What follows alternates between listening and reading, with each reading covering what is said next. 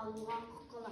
Әр бала туылғаннан кейін өзіне ат, есім алады және Қазақстан Республикасының азаматтық алуға құқылы. Жақсы, тағы. Және мәдени демалуға құқылы. Әр бала мәдени жерлерге баруға құқылы. Мысалы, кино, театр ойнайтын жерлерге баруға құқылы. Жарайсың. Емденуге құқылы. Әр бала өзінің заттарына, киімдеріне, өзінің телефондарына, мысалы, жүзіктеріне, өзі жан-жақты дамуға және адам беделін құрметтеуге.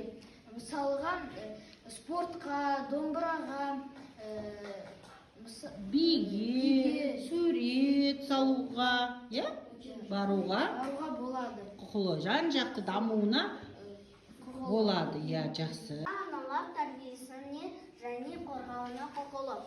Ата-аналар баласын қорғау керек, тәрбие беру керек, өсіреді, киім береді, бағады, тамақ береді. Жарайсың. Әр бала еркін жүріп тұруға құқылы.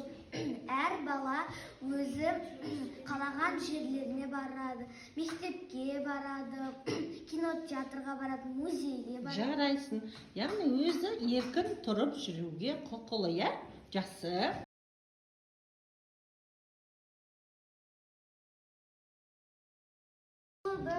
Бір бала жапа шекпеуі тиіс. Әр балаларға тиісіп, ұруға және тебуге, мазақтауға болмайды. Құқығы жоқ.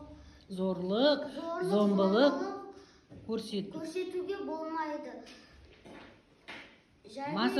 Мазақтауға, кемсітуге болмайды. Дұрыс айтасыңдар, балалар.